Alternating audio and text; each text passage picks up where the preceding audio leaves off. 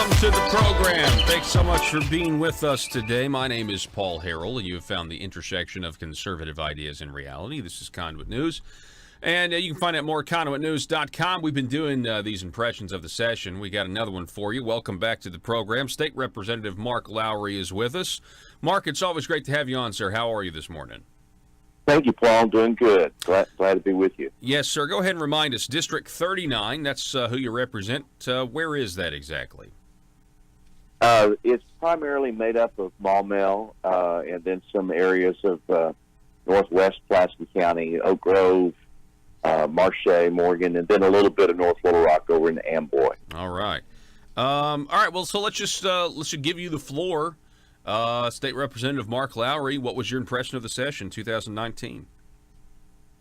Well, I thought it was a productive session. I'd been asked to kind of give it a scorecard or a report card, and I'd say it was probably anywhere from a B- to a B. I was concerned about some of the tax increases, specifically the motor fuel tax. I think my score probably is also based on just some internal things that I perceived within the House, just splits between Republicans over some really critical conservative issues. And transformation, that's something that I think we can't really put a grade on right now. The strength and the good of the transformation package is something that we're just going to have to watch later to see if it's effective as the governor hopes it's going to be. Well, okay. So you mentioned taxes. That was concerning to you. I know that was concerning to me. I mean, we did have, we've gone over this. We did have a solid income tax cut, at least in the standalone form, but then kind of come back with other legislation. And the numbers that I have seen, I've kind of been doing the math. It looks like when it's all said and done, it's a net tax increase. What do you think? Well, I'd say that that's probably true, especially if you look at the taxes that would have most affect lower income, lower middle income constituents. We gave them a tax cut, but then turned around, and with the motor fuel tax, it probably more disproportionately affects the lower class. So, with one hand we gave, and then with the other hand we took away. So that's probably one of those areas where I don't know if it's necessarily a net increase to that particular part of the constituency, but it's something that I think the lower income folks, lower middle class, everyone's going to feel the sting of the motor fuel tax. Yeah, no doubt. No doubt. Yeah, and I hear legislators all the time talking about they voted their constituency, what their constituency was telling them. I've never specifically done that. There's not been a lot of issues where I felt like my constituency in Maumelle felt a certain way that was maybe cutting across the tie. But this time, we're building a interchange in Maumelle for a third entrance. And the city of Maumelle, the constituents of Maumelle, ended up having to vote themselves a half-cent tax increase to pay for that, because the Department of Transportation really provided them very little money. So I felt like voting for my constituency meant, listen, we've already put a tax burden on ourselves locally to pay for the major road work that we're going to need. I don't think it's right to also put on top of that an increase in the motor fuel tax, at least as far as voting for my constituency. Yeah. Yeah, no, and I think that's good. Absolutely. There does become a limit, and I think we're seeing this really statewide. It appears from the DFNA's numbers that when you take the gas tax, even the internet tax, when I know that had corporate reform attached to it, that's going to come into effect later. Then you got the half-cent sales tax that's now going to be going to the vote of the people in 2020. If that comes in, we're talking about a whole lot of money coming from the people to the government. And we now we had Fort Smith that had to vote down a potential sales tax increase. You know, on the other side of the state, have Jonesboro. They're trying to raise taxes, locally, and so I'm just kind of seeing this trend here, and I just wonder, is there a line? Is there a line where we say, when I go purchase something, is 10% enough? Is 11% enough? Is 12%? I mean, there is a line, I think, where at some point you're disincentivizing economic activity. Well, absolutely, and a lot of communities also have advertising and promotion taxes on top of their sales taxes, and there is a point where you reach a choke point, and I feel like some communities are probably at that point. Mm-hmm. One of the things that has most alarmed me is when I've looked at school millage taxes. I dug kind of deep on this thing and considered sponsoring some legislation this last session. Just a little over $500 million is collected annually by school districts for debt service millage. In other words, to pay for buildings. They've gone out, they put on the ballot that we want to build a new high school or a new elementary school or a new auditorium, whatever. But of that $500+ million, over half of it goes for something other than debt service. Less than half goes to actually pay the debt service. The school districts are, and it's always put on the ballot as for other educational purposes. Well, to me, that is being deceptive to the voters. You've gone out and you've promoted the tax to pay for a building, and yet over half of that debt service money is going probably into the budget to keep them floating. So I think that there's a major shell game going on with school millage taxes. We're talking with State Representative Mark Lowery from District 39, the Maumelle area. Mark, you're giving your impression of the session here. Let's talk about some other issues. We talked taxes. What about social issues? How do you think we did there? Well, that was one of the areas where I was most concerned. We had a bill come to the House sponsored by a number of Democrat senators. It was looking at health issues and expressing interest in trying to help in areas of obesity, tobacco, smoking, teenage suicide, but they also threw in a section about teaching sex ed. And we could not, conservatives like myself, could not see anything in there that would prohibit Planned Parenthood from going to these school districts under the guise of this legislation and actually providing their own sex ed courses. So I sponsored an amendment that just basically said, and the sponsors on the House side were saying, we have no intent of allowing Planned Parenthood. We don't even know where that's coming from. So I said, well, okay, if that's not your intent, then you shouldn't mind my amendment that says any organization that does abortion referrals, abortion counseling, can provide this education. The amendment was voted down not by Democrats, but by Republicans. And that really concerned me. It really started, I think, and I've said to two different Republican organizations, the biggest challenge to our supermajority, our Republican supermajority, the biggest challenge are Republicans. We're duty bound, I think, as voters, to make sure that these people that are running as Republicans are truly Republicans.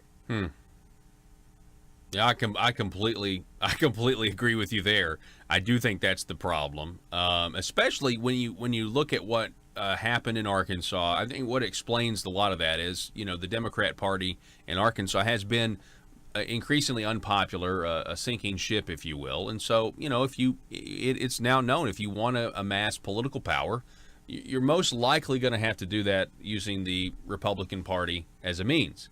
And so that means that, primaries are very important, I think, in the Republican Party, because that's where you really get to talk about why you believe what the platform says, Right. And, Go ahead. I'm sorry. Well, no, I was just keeping on the social issues though, but we did do some good stuff on the pro-life in the pro-life area, right? Absolutely, we sure did, and I'm proud of that. I don't know what our current ranking is nationwide. The last I heard is that we're probably the second most pro-life state in the country, and I'm extremely proud of that, and glad that we had the opportunity to do even more this session. Well, interestingly enough, with Georgia, you have the Georgia heartbeat protection law. Arkansas has already passed one of those a couple sessions ago. The Alabama law and so now the liberal press, they're covering this. They're whipped up into a frenzy. And I think to myself, because of that abortion trigger law that was run by Senator Rayford and Mary Bentley on the House side, that was a huge deal. That if Roe versus Wade is overturned, then Arkansas's anti-abortion laws go into effect. I thought that would get a lot more attention than it did, and it really didn't. Right. And I've read all of the analysis of whether Alabama's law went too far. The Supreme Court, if it gets to the Supreme Court, they have the ability to be able to speak to the issues of Roe v. Wade and still disagree with the extreme penalties that might be in that law as far as an abortion doctor performing the procedure knowing that it's illegal in the state. I think that that's the thing that people have said, Alabama went too far, 90-year penalty or something like that. But the Supreme Court has the ability to be able to split those issues out. The main thing is us getting a court challenge on Roe v. Wade. And I think that there's great potential for Arkansas's trigger law actually being able to be kicked in. I do too. Towards the end of the session, we had an issue with sanctuary cities. What were your thoughts on that? That's one of the other areas I was concerned about. I was also concerned that Senator Mark Johnson and I ran legislation to protect monuments. There's this trend across the country of liberals pulling down, monuments to Civil War heroes. So there's discussion, I think in one state of taking down monuments to Thomas Jefferson, George Washington. So Senator Johnson and I sponsored legislation, got through the Senate, got to the House committee, and once again, it was voted down by Republicans. And some of the feedback was, we don't need to worry about it in Arkansas. Well, within 2 weeks after the adjournment of the session, the Jefferson County judge said that the Civil War monument in front of the courthouse is being taken down somewhere else.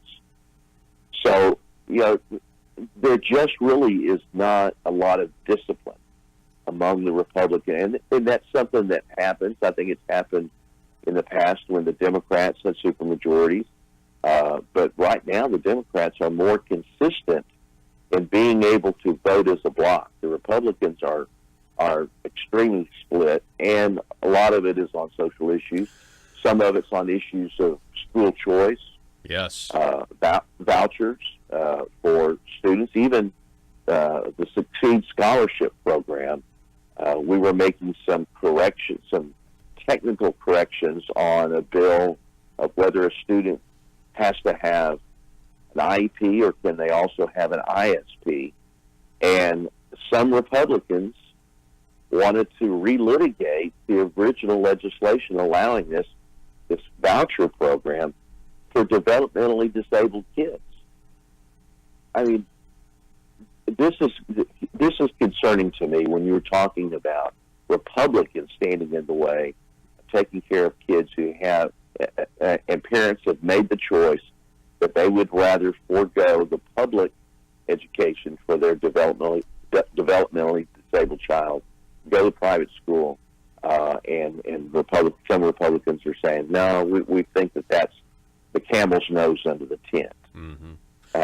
So that was one of the things I was really ready for the session to be over because I was so frustrated by seeing these splits in our conservative majority. Yeah, you mentioned school choice. That was one where 2 years ago we had a lot of trouble getting traction on that, and that problem still persists out of this session. We couldn't get anything really done on school choice. Right, and one of the problems of that, this last session we saw a change in how committee makeup is done. The speaker chooses, all the members that are on the committee, whereas in the past you went by seniority. We knew from day one, those of us who were for school choice, that at the most there were only 8 of 20 school choice advocates on the education committee. We knew that there was no way we could get a school choice bill out of the House committee. Wow. So a voucher bill did come to us. The Senate got it out. It came to us. And once again, Republicans, the 8 out of 20 wasn't because 12 of the 20 were Democrats. There really, I think, were maybe only 4 or 5 Democrats on the education committee. So we came up short because of Republicans voting against that. Their argument is that, as Republicans, as conservatives, we should respect local control. Matter of fact, I had one constituent write me and say, Republicans, you need to reread your party platform. It specifically says that the Arkansas Republican Party supports local control.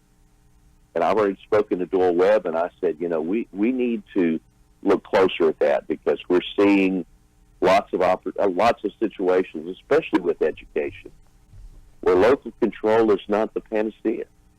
And we're having to take over, the state is having to take over school districts for fiscal distress, for academic distress. And I've pointed out in previous sessions how egregious it is that school superintendents are just socking away in a bank account a large amount of the money that the state sends to them for education, even though they're going to get funded first every year. They're going to get funded first. Mm-hmm. And yet they're sitting on, school districts cumulatively are sitting on $2 billion. Wow.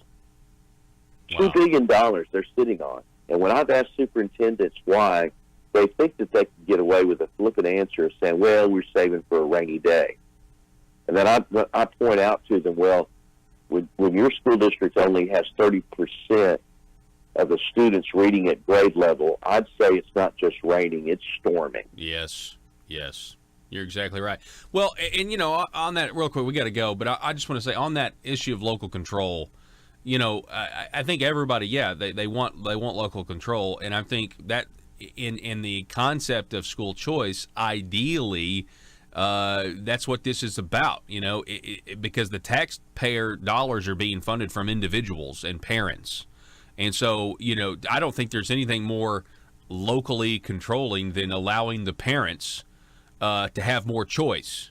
You know what I mean? I think that right. is that's local control. So I think it would still fit within the platform, just in that context.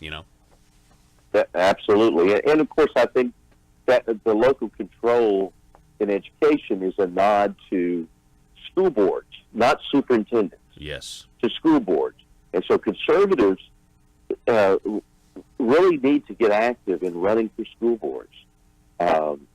Typically, there's just that's where we need to focus a lot of our attention. Mm-hmm. So anyway, right. I appreciate the opportunity to come on the show and talk to you. Absolutely. It's been great. State Representative Mark Lowery, really appreciate it. Thanks so much. We'll do it again soon, sir. All right. Thanks very much. Folks, that's State Representative Mark Lowery.